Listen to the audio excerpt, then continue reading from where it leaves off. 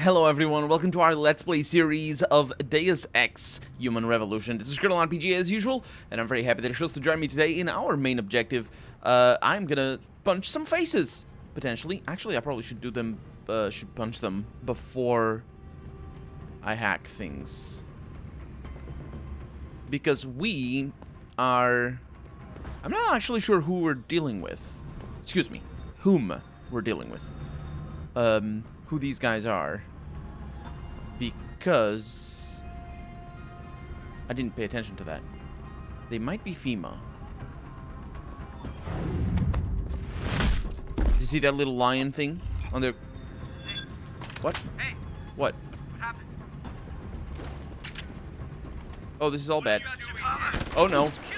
No, this... Okay. You know, it's fine. It's fine. It's all good. I didn't need to be alive. That was a terrible fail. Terrible fail by my part, because I should absolutely have seen them.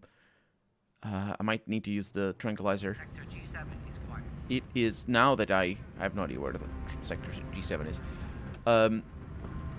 Where did they come? Oh, you're there. Suspicious here. That guy. Where's the other one? There was another one. Oh. Yeah, I see. I see. The map is very useful, the mini-map. But paying attention to it... Excuse me here. Paying attention to it is more useful than not paying attention to it. I do wonder why the sound designers decided to make such loud thunking noises. Thunking noises that are obviously the ones that are the easiest to hear, you know, because that's how our ears work, or not really our ears, but rather the how sound propagates. Because if you make booms like that, like, people are gonna listen, are gonna hear. Okay. If it's like shh shh shh shh, you're not gonna listen as well. Although, to be fair, it really should be no sound at all, because it's stealth. It's supposed to be stealth, not a freaking crackdown. Okay, so we have a shotgun over there that we don't mind. Machine pistol. No, what the heck? Drop. Tranquilizer darts. I think I might be able to pick it up for later trading. We got peps. We got tranquilizer darts. We have combat rifle ammo. Gimme. Thank you very much. I don't believe they will see me. I did forget about the thing. You're hidden. Okay. Now here's the thing. Where's your pistol? You don't have a gun? You didn't have a gun. That's fair. Now here's the thing. I want to approach from the outside. And this is why I was saying last episode, why I was being a little bit what's the word? Indecisive. That's the word. Regarding what we're gonna do here. What is that?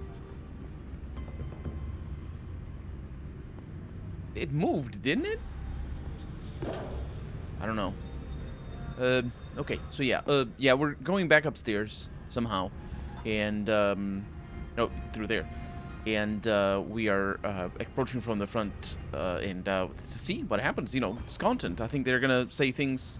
Potentially, they're gonna say things about what's going on, and that is my hope, at least. Okay, so we got a pretty interesting map over here, or hack. I don't believe we see this one very often.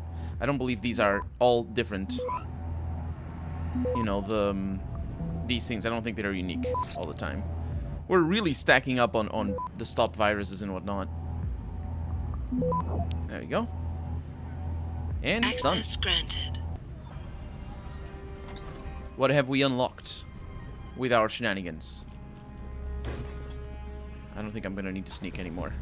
Or, I say sneak, but crouch is the word. Mr. Mao, can we not please do something about that tenant in the penthouse? You know, I don't like to complain, yet ever since he moved into our building, I have not felt safe in my own home. I feel he's always leering at me, and twice he has made comments about my personal life, about purchases I have made or about overseas friends that I have been corresponding with, that he should not know anything about, and I am not the only one who feels this way. I know you are just another tenant here, yet you have lived in the building longer than most. Maybe management will listen to you. Or listen if you made the formal complaint. Please advise. Sincerely, Niyu. Bell Tower Pigs. Yinpei, I am getting sick of those English pigs pushing us around. First in the streets and now in our building? Who do they think they are? Bad enough they won't even speak to us in our own language. How... Well, you're right, but still. How did Hengsha come to this? Sorry for the rant, but I'm coming close to losing it with them. Am I the only resistor out here, or out there? And attention all tenants. There have been several complaints about tenants improperly disposing of their refuse in the building's dumpster area. Please read and follow the below recommendations for proper garbage disposal. Do not block access to the dumpster. Do not place bulk items in the dumpster. See the superintendent to make arrangements for the disposal of these items. Avoid throwing waste into overloaded dumpsters. If the receptacle is overflowing, please wait until the dumpster is... This is just normal stuff that people who live in apartments have to deal with. And really, really boring. I don't live in an apartment, but every person who I know that I talk to about this sort of stuff, they always say that this is the worst thing, is dealing with other tenants and the bureaucracies that are or are not required, and thus causing problems. No better, the myth... No, actually, that's no better as in N-O better, rather than K-N-O-W better.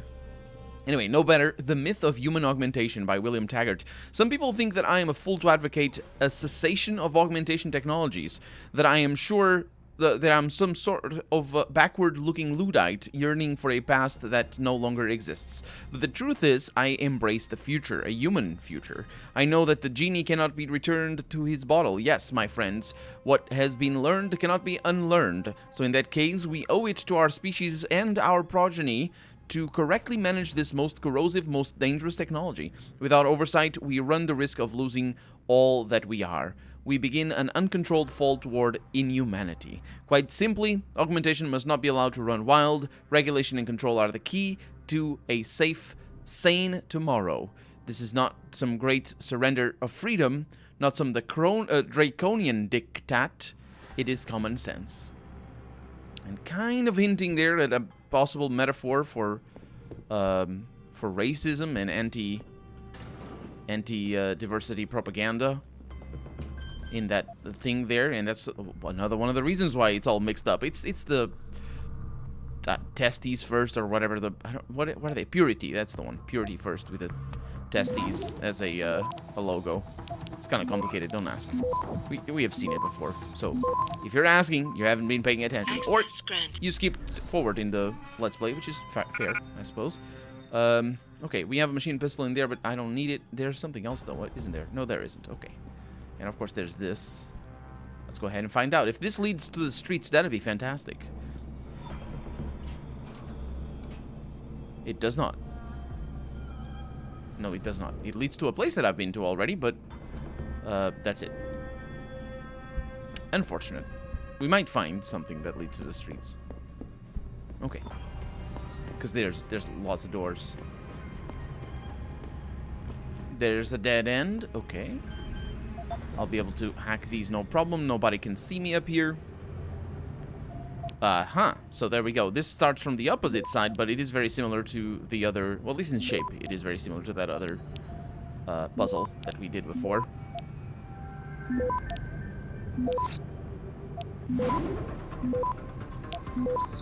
we go. Wait for that one. Take it. It doesn't take... It didn't even get the chance to take a single node. The virus, or rather, security system, didn't. Okay, nothing behind the fridge. You never know. And what do we have? How in Oh, that's the name. Howen, do you remember Dong Hai from my office? He was telling me that his sister has been missing for several days. He thinks it's the harvester stealing bodies for the black market. To his face, I told him not to be silly. In my heart, I fear he is right. Lifen. Or Liffen. Oh my, I do remember Dong Hai. What terrible news about his sister. Hopefully he's wrong and she returns home soon. Our neighborhood is becoming too dangerous. And then we have management. Attention all tenants. It has come to our attention that the rooftop emergency door has been left ajar on numerous recent occasions. Please make sure that the door is properly closed when you come or go from the building. We do not want undesirables to enter and circulate. Be aware, safety begins at home. That's, Is that a soundbar? Maybe. I mean, technically it is. But I think it's just speakers. To China now as details about a bold maneuver by biotech corporation Taiyong Medical continue to emerge. Sources close to the multinational giant inform me that it has successfully purchased rival corporation Enprotech of Scotland. Enpro stock had taken a dip earlier in the day as rumors began to circulate, accusing CEO Ollie McTavish of embezzlement.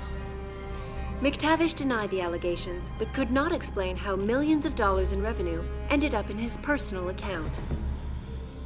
I'm sure it was just a clerical error, quipped Zhao Yunru, CEO of Taiyong Medical, as transfer of ownership was officially declared. The purchase gives Taiyong a significant increase in global market share. This is Eliza Kassan, reporting... We caught some aspects or some bits of that newscast before. Some of it was familiar to me, but not the whole thing, because I haven't gone back home, so I haven't been able to listen to the news properly. We got an ebook over here. Attack on Nature, Turning Our World Against Us. For all the grand schemes of leading figures in the field of, quote, geoengineering, unquote, the fact is that this branch of, quote, science, unquote, is in fact nothing short of charlatanry. Putting aside the lingering questions of global warming and its effect, or lack thereof, on the world around us, instead consider the damage that it will be wrought to these, quote, climate change cowboys, unquote, if they are allowed to run riot across the ecosphere. Toothless environmental protection treaties and governors who care only for profits and votes are opening the door for scientists with, quote, quick fix, unquote, solutions up their sleeves. They leave our fragile Earth already injured through our short-sightedness, vulnerable to greater harm. How anything known as, quote, geohacking, unquote, no, how can anything known as, quote, geohacking, unquote, as a, be a positive endeavor? We are discussing means of weather control and environmental modifications not made to save lives, but often funded by military think tanks. Oh my god, why can't you connect the freaking dots, video game? Jesus Christ. Okay, so let me work it for you. So what is the problem here? What is the game trying to do here? Oh, this would be so great, but it doesn't, because the freaking hell. What a dumb writing strategy. It's a strategy. It's consistent enough that the game is doing this on purpose. Look at this. So this is against the what are they called? I forget the name. You know, the ones that are the company that wants to do things, technological things to reverse climate change or whatever.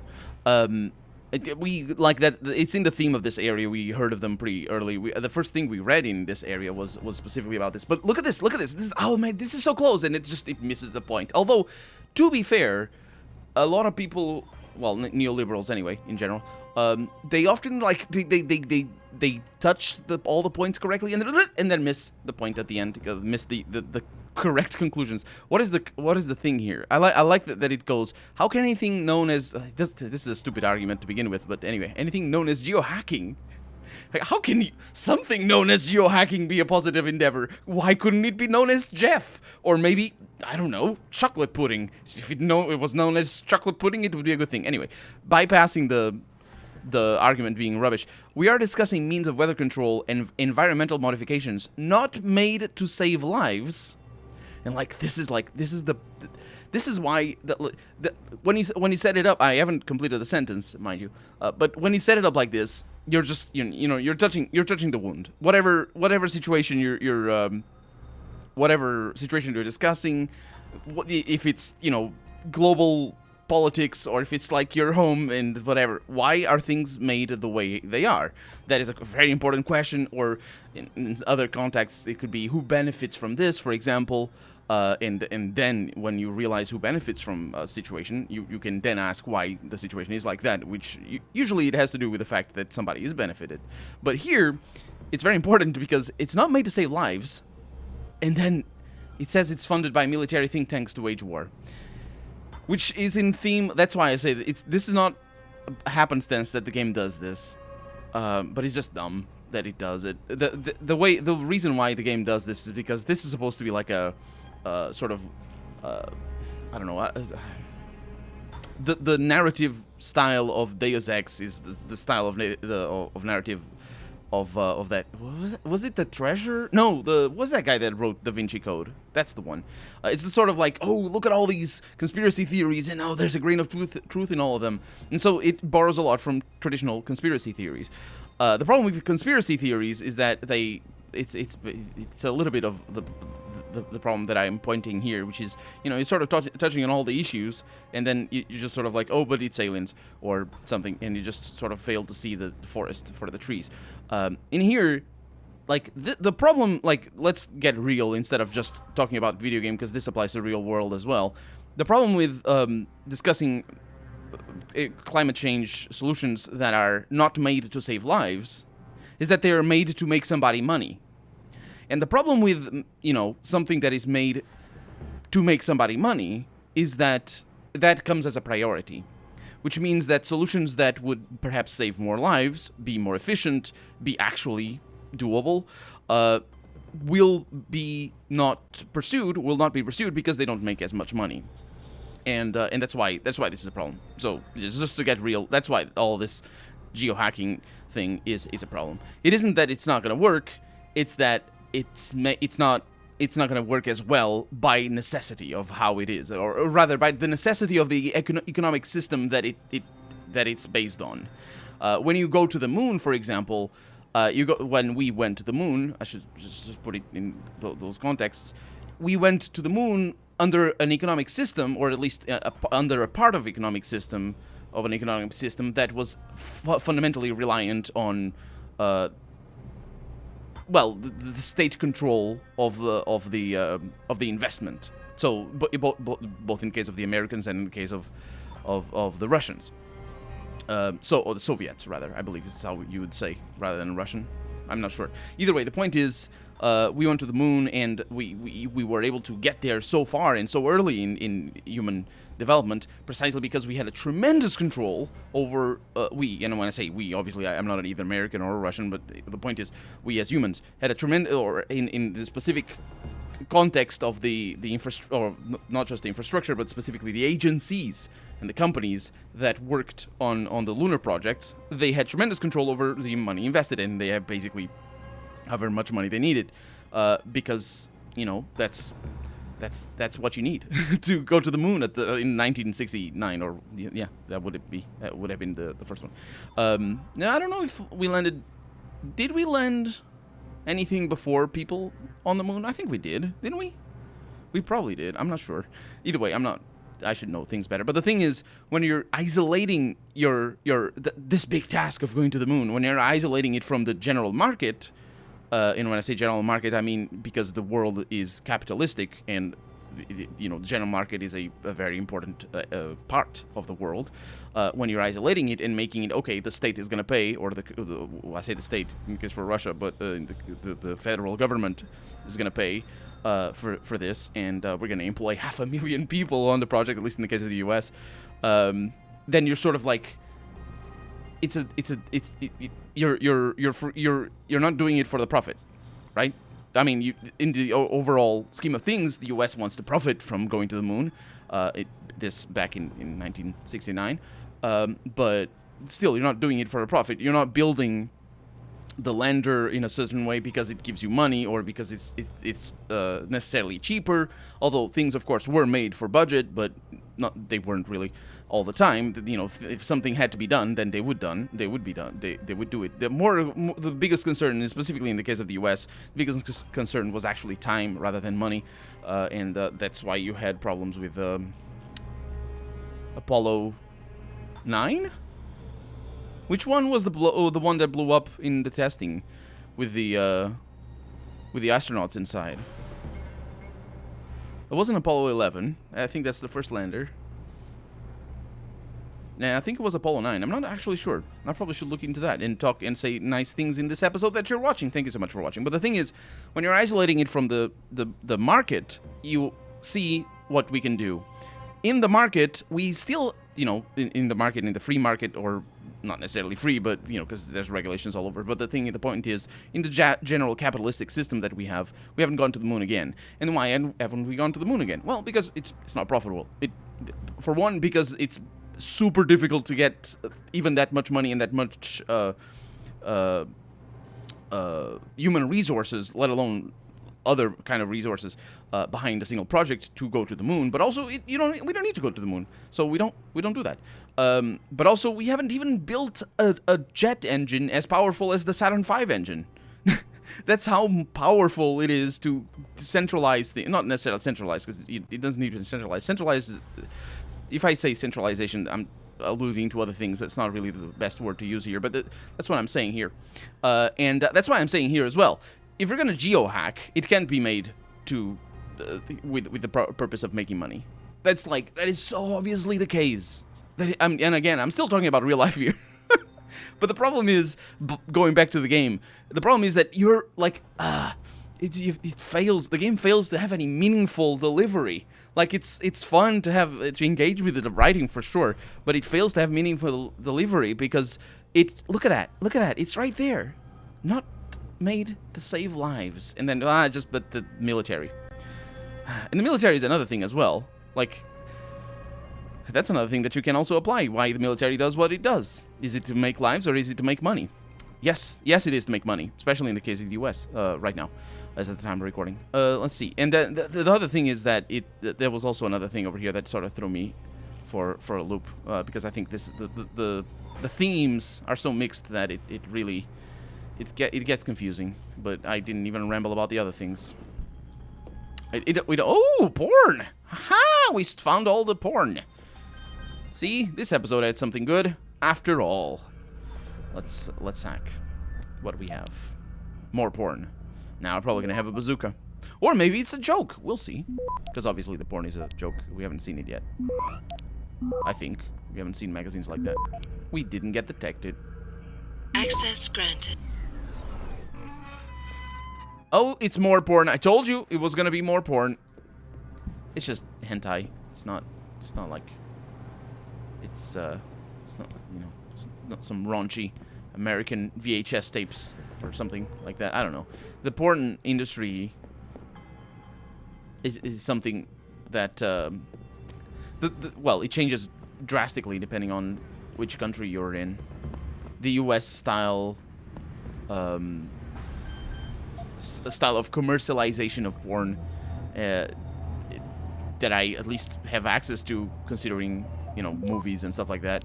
The way the movies depict, like, shops where you go to get some movies or, you know, some tapes with porn in them, or the magazines and all that sort of stuff. That's generally not seen here in Portugal, and I don't know why. I mean, I'm not lamenting it necessarily, because you have we have the internet for that. That's what it is for. But we got everything. I think we got everything. But it's just something that I only have a reference of, you know, maybe something like the smut shop in Fallout, in Vampire Bloodlines, for example. But it's something that I only have access to through popular media, through movies and stuff like that, and to see what it is like. Because I don't think, maybe there are, probably sex shops here in Portugal. That's probably where you go to get some movies. I don't know, but like the sex shops tend to be pretty rare and far between, as far as I know. In big population centers, you probably have a few more, but I'm not necessarily in a big population center. Okay. And yes, we're talking about porn. Oh no.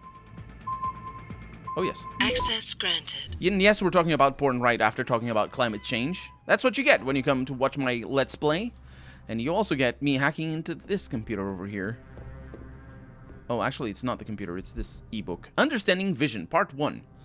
Excerpt from a lecture given by Hugh Darrow at Harvard University in August 2008. Understanding the way the eye works normally is important to understand the functioning of the retinal implant. So forgive me for a moment if I take time to explain a lot of information most of you already know. Light within our visual spectrum travels through space in the form of photons or light waves. Our eyes are designed to receive these photons and then transmit to the brain the visual visual, unquote, information coming to us from the environment. First, the light passes through our pupils and then through the lens. And finally, and by the way, the lens thing, I don't know if you remember learning in school about how, you know, light gets in through the lens and then gets projected at the back of our eyes upside down. I don't know if you ever saw that sort of, it's a graphic. It's basically like a cutaway of the eye to explain what the eye does. So the eye is a big ball, right? And the retina at the front. There's a bunch of names for all the different bits of the retina and all that. So basically, the light comes in, and you have a field of vision, right? Like the cone coming out of the eye, right? So the light comes in from there and from here and from everywhere. But if you compare the trajectory of the light, it comes from up there, and it goes through the retina. This is the eye over here. And it comes through the retina to the bottom. And the bottom light comes through the retina to the top. And this is back here is where we have the sensors well, this is where we see the nerves. These nerves that we're probably going to learn about.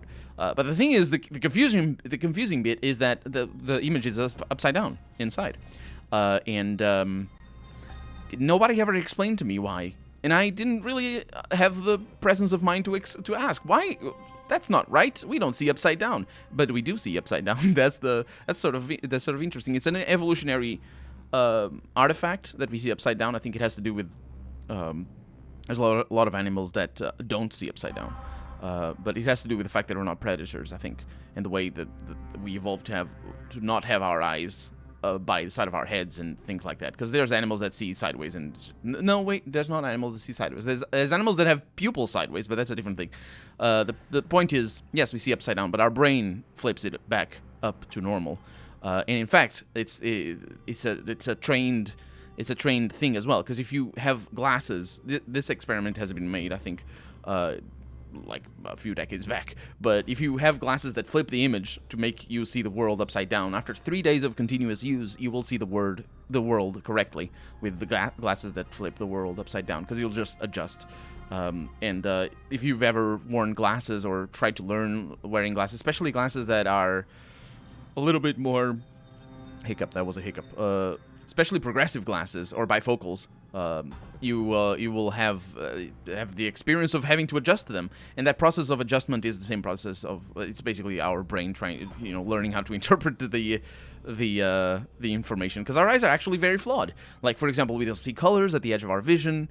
Our main focal point is not as good at detecting motion as our side focal points. Well, they're not focal. Basically, we detect motion better if we catch it by the side of our eyes. There's also a blind spot in the eye, which is a fun thing to learn about. But we're out of time for the day, so we're going to need to learn about the eyes more in the next episode. For right now, I'm Colonel RPG, and this has been Deus Ex Human Revolution. I really hope you've enjoyed it, and if you did, go ahead and leave a comment. Like the video if you want to see the next episode come out sooner rather than later. But above all, thank you so much for watching, and I hope I'll see you next episode. Bye-bye.